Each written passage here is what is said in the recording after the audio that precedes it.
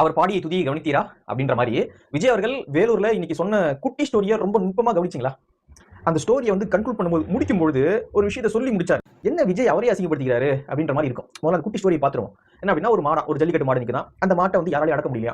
எல்லாம் அனுபவம் உள்ளவங்க பெரியவங்களாம் வந்து விலகி நிற்கிறாங்க. உடனே ஒரு குட்டி பையன் வரானா, ஒரு சின்ன பையன் வந்து பாக்கெட்ல கை விட்டே போறான் அந்த மாட்டிக்கிட்ட. எல்லாம் பாக்குறாங்க, என்ன அது அப்படின்ட்டு. உடனே அந்த பையன் வந்து மாட்டிக்கிட்ட போனோடனே பாக்கெட் வந்து 2 புல்கட்டு எடுத்து மாட்டிக்கிட்ட கொடுத்து மாட்டை வந்து அடக்கிட்டான். அடக்கிட்டு அந்த மாட்டை கூட்டு வந்து வயல்ல மேய போட்டு வரும்போது ஒரு பெரிய மடக்கிறான்.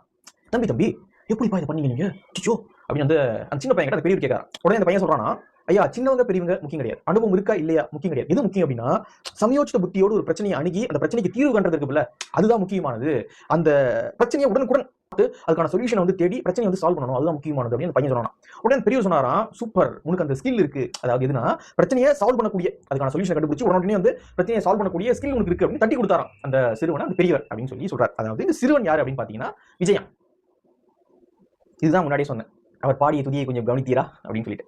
என்னன்னா, விஜய் அவர்கள் விஜயவே அசிங்கப்படுத்திக்கிறாரு அப்படின்னும் போது தான் உள்ளபடி கொஞ்சம் மகிழ்ச்சியா இருக்கு. ஏன்னா மத்தவங்க அசிங்கப்படுத்துறது வேற, அவரே அசிங்கப்படுத்திக்கிறார். ப்ராப்ளம் சால்விங் ஸ்கில் அப்படின்ற அந்த சமயோஜித புத்தியோடு செயல்பட்டு சொல்யூஷனை தேடி ப்ராப்ளத்தை முடிக்கணுமா, அது ரொம்ப ஒரு ஸ்கில் அப்படின்ற மாதிரி சொல்றாரு அந்த கதையில. குட்டி கதையினுடைய ஸ்டோரி அவருடைய மைய கருத்து அப்படின்ற மாதிரி இருக்குது. பார்ப்போம், கொஞ்சம் பின்னாடி போய் பார்ப்போமா. 41 பேர் அன்னைக்கு கரூர்ல உயிரிழந்த போது விஜய் அவர்கள் அந்த ஸ்கில்லை வச்சு என்ன பண்ணாரு, மறைஞ்சி ஓடி வந்தாரு. திருச்சியில ஓடி போய் ஃபிளைட் ஏறினாரு. அதன் பிறகு 1 மாசம் பணிவுல போத்திட்டு படுத்துட்டாரு. இதுதான் ப்ராப்ளம் சால்விங் ஸ்கில். புரிஞ்சுக்குங்க, இதெல்லாம் வந்து ஒரு பிரச்சனையை அணுகக்கூடிய முறை. எப்படி 41 பேர் இறந்துகிட்டு இருக்கும்போது, அவரை பார்த்து வந்து 41 பேர் இறந்துகிட்டு இருக்கும்போது தப்பிச்சு தலைமறைவா ஓடி வந்து 1 மாசம் வீட்டுல படுத்தார்ல, அவர் படுத்தது இல்லாம அந்த கட்சியே 1 மாசம் இல்ல, ஆள் அட்ரஸே இல்ல, ஒரு பயம் இல்ல, ஒரு கண்ணீர் அஞ்சலி, ஒரு வருத்தம் ஒண்ணு இல்ல.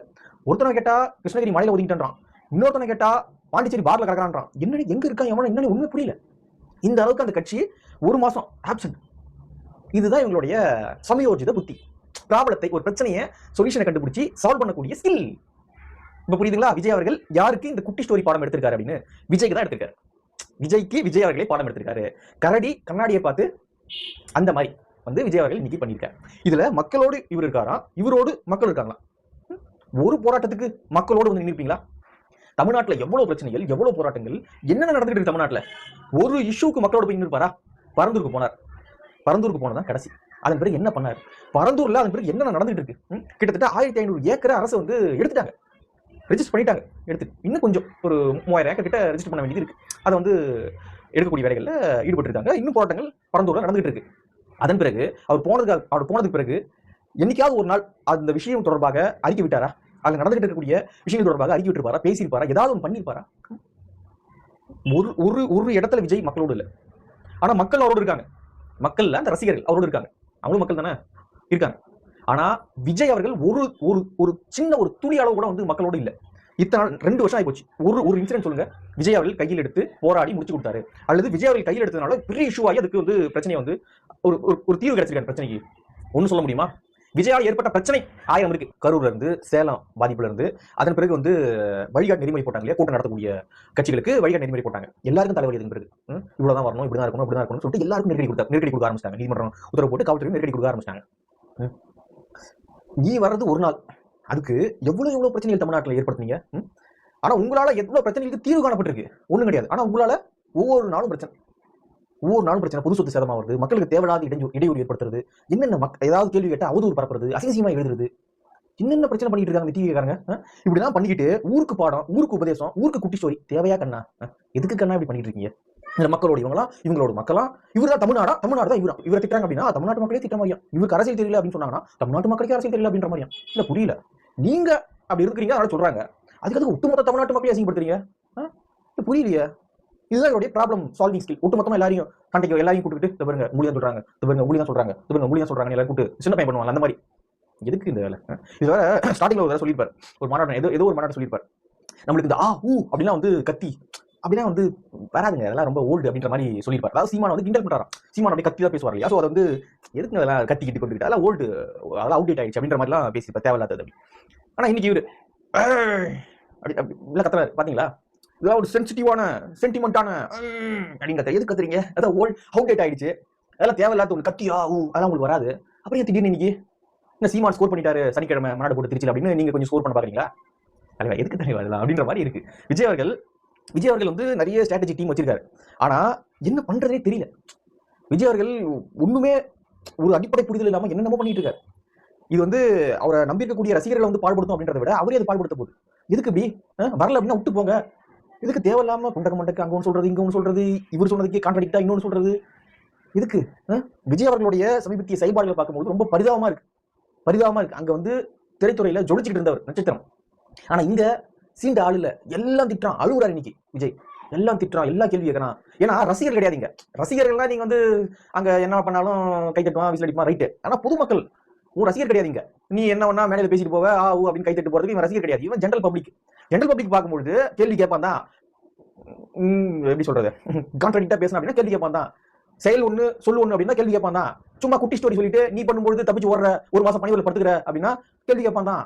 ஜெனரல் பப்ளிக் கேள்வி கேட்பான் தான். அவன் கேள்வி கேட்டா உடனே அழுகுறது. இன்னைக்கு அழுகுறாருங்க. அழுகுறாரு, திடீர்னு நடக்கிறாரு இந்த பக்கம், அப்புறம் இந்த பக்கம் நடக்கிறாரு. நல்ல ஆக்ட் பண்றாரு. இந்த ஆக்ட் எல்லாம் நீ எங்க காட்டு தலைவா, இதுல காட்டுங்க, சினிமால காட்டுங்க. எதுக்கு இங்க காட்டிட்டு இருக்கீங்க? உங்க ரசிகர்கள் வேணா என்ஜாய் பண்ணுவாங்க, அழுகு பாருங்க அழுகுறாரு அப்படின்ட்டு. ஜெனரல் பப்ளிக் தெரியாதா? உங்க லட்சம் என்ன ஜெனரல் பப்ளிக் தெரியாதா? 41 பேர் உயிரிழந்த போதே நீங்க சும்மா போய் படுத்துங்க ஒரு மாசம். உங்களுக்கு அப்படியே மனசு அவ்வளவு கஷ்டப்படுது உங்களுக்கு. அதனால விஜய் அவர்கள் வந்து வாக்க பிரிக்க என்ன பண்ண முடியுமோ அதை பண்ணிட்டு இருக்காங்க. சீமான் அவர்கள் சனிக்கிழமை மீட்டிங் போட்டார் திருச்சியில. நல்ல கூட்டம், கிட்டத்தட்ட ஒரு 2-3 லட்சம் பேர் வட்டான். எனக்கு தெரிஞ்சு ஒரு 2 லட்சம் பேருக்கு மேலாவது அதில் வந்துப்பாங்க. ஒரு 2 லட்சம் பேருக்கு மேல அதை வந்து கூட்டியிருப்பாங்க. கட்சிக்காரங்க ஒரு 5 லட்சம் பேர்ன்றாங்க. சரி ரைட், நம்ம கணக்கு ஒரு 2 லட்சம் பேருக்கு மேல இருப்பாங்கன்னு நினைக்கிறேன். என்ன பண்றதுன்னு தெரியல. அது தற்செயலா கூட நடந்திருக்கலாம் இந்த மீட்டிங். இவங்க சனிக்கிழமை இவங்க வந்து திங்கக்கிழமை அப்படின்ட்டு தற்செயலா கூட நடந்துக்கலாம். ஆனா ஏதாவது ஸ்கோர் பண்ணணும் அப்படின்றதுக்காக அழுகுறாரு, இப்படி நடக்கிறாரு, குட்டி ஸ்டோரி சொல்றாரு, ஏதோ பண்ணி அந்த ஓவர்டேக் பண்ணி போய் என்டிகே உடைய மாநாட்டை ஓவர்டேக் பண்ணி நம்ம வந்துடணும் அப்படின்றதுல அவர் ஏதோ இன்னைக்கு பர்ஃபார்ம் வந்து பண்ணிட்டு இருக்காரு. தேவையில்லாத இதெல்லாம் ஓட்டை பிரிக்கணும் அப்படின்னு வந்துட்டீங்க. திமுக ஜெயிக்க வைக்கணும் அப்படின்ற ஒரு பிளான், ஒரு செயல் திட்டத்தோடு நீங்க செயல்பட்டு இருக்கீங்க. என்னதான் டிவிகே வர்சஸ் டிஎம்கே அப்படின்னாலும் நீங்க வந்து ஆன்டி டிஎம்கே ஓட்டை உடச்சி திமுகவை ஜெயிக்க வைக்கணும். அதுதான் உங்களுடைய இப்போதைய செயல் திட்டம். வேற ஒண்ணும் கிடையாது உங்களுக்கு, வேற ஒண்ணுமே நீ கிடையாது. ஆனா இங்க ஒண்ணுமே இல்ல. டிஎம்கே வர்சஸ் டிவிகே என்னது? டிஎம்கே வர்சஸ் டிவிகே எந்த இடத்துல நீங்க மாறுபடுறீங்க? என்ன இடத்துல திமுக சறுக்குது? என்ன இடத்துல நீங்க கரெக்டா இருக்கீங்க சொல்லணும்ல. என்ன போராட்டத்துல நாங்க போயிருக்கோம், இந்த போராட்டத்துக்கு நாங்க தீர்வு கொடுத்துருக்கோம், இந்த போராட்டத்துக்கு நாங்க அழுத்து கொடுத்துட்டு இருக்கோம், ஏதாவது ஒன்று சொல்லணும். எதுவுமே இல்லாம டிஎம்கே வர்சஸ் டிவிகே நிறைய செட் பண்ணி என்ன பண்ண போற? மக்கள் என்ன அளவுக்கு எஜுகேட் பண்ணுது? ஒண்ணுமே கிடையாது. ஓட்ட உடைக்கணும், அவ்வளவுதான். சிம்பிள் அஜெண்டா டிவிகே இந்த எலெக்ஷன்ல ஒண்ணு இல்லங்க. ஆன்டி டிஎம்கே ஓட்ட உடைச்சு டிஎம்கே வெற்றி பெற வைக்கணும். அதனாலதான் கரூர் இன்சிடென்ட் நடக்கும்போது 41 பேர் இறந்து போறாங்க. விஜய் மீது ஒரு வழக்கு இல்ல. இதுல ஸ்டாலின் அவர்களே விஜய்க்கு ஆதரவு ஆஜராகிறார். எந்த தலைவனும் தன்னுடைய ரசிகர்கள் தொண்டர்கள் இறந்து போன நினைக்க மாட்டாங்க அப்படின்னு விஜய் கம்பெனி இருக்கிற ஒரு மாசம் உள்ள. ஆனா ஸ்டாலின் அவருக்கு ஆதரவு களமாகிறார். முடிஞ்சு போச்சு. டிஎம்கே ஆட்சி கட்டில இருந்து இறங்கிடுவாங்க. சோ இது விஜய் அவர்களுக்கு நல்லாவும் தெரியும், அவரை இயக்கக்கூடிய திமுகவும் நல்லா தெரியும். சோ அதன் காரணமாக தான் கரூர் சம்பவம் அவ்வளவு பெரிய சம்பவம் நடந்த பொழுதும் விஜய் மீது ஒரு வழக்கு பதிவு இல்லை, ஒரு நெருக்கடி இல்லை. அவ்வளவு ஈஸியா விஜய் விட்டாங்க. ஒரு மாசம் அவர் கம்முன்னு பட்டிருந்தார் பணியூர்ல. சோ இதெல்லாம் நீங்க அந்த கனெக்டிங் தி டாட்ஸ் அப்படின்னா அந்த புள்ளிகளை வந்து கனெக்ட் பண்ணி பார்த்தா தெரிஞ்சிடும் விஜய் அவர்கள் யாருக்கு மறைமுகமாக வேலை பார்த்துட்டு இருக்காரு, என்ன பண்ணிட்டு இருக்காரு அப்படின்றது மறைமுகமாக நம்ம பார்த்தாலே புரிஞ்சுக்கலாம். அதனால விஜயை நம்பி இன்னைக்கு நிறைய பேர் இருக்காங்க. நம்ம இல்லைன்னா நம்ம இருக்கல, நிறைய பேர் இருக்காங்க. ஆனா அவங்க எல்லாருமே வந்து டிஎம்கே எதிர்க்கிறோம் அப்படின்னு நினைச்சிட்டு இருக்காங்க. அந்த ரசிகர்கள், விஜயோட ரசிகர்கள் நினைச்சிட்டு இருக்காங்க நம்மளுடைய வேலை வந்து டிஎம்கே எதிர்க்கிறதா, நம்ம செஞ்சுக்கிட்டு இருக்கிறது டிஎம்கே எதிர்க்கிற வேலையை செஞ்சுட்டு இருக்கோம் அப்படின்னு அவங்க நினைச்சிட்டு இருக்காங்க. ஆனா அவங்க செய்யக்கூடிய வேலைகள் டிஎம்கேவை ஆட்சி கட்டில அமர வைப்பதற்கான வேலைகள். விஜய் அவர்கள் அதை தாண்டி ஒரு அரசியலும் செய்யல. அவருடைய இந்த 2 வருஷ செயல்பாடு எடுத்து பார்த்தாலே தெரிஞ்சிடும் சுழியும். அதை தாண்டி ஒண்ணும் கிடையாது. 41 பேர் கிட்டத்தட்ட ஒரு 50 பேர் இறந்து போனாங்க. மாநாடு கணக்கு அதெல்லாம் பார்த்தா ஒரு 50 பேர் இறந்து போனாங்க. அதை தாண்டி விஜய் அவர்கள் தமிழ்நாட்டுக்கு என்ன பயன், என்ன புண்ணியம்? ஒரு தலைவராக, ஒரு கட்சியாக ஏதாவது ஒரு பயன் இருக்கா? ஒண்ணுமே கிடையாது.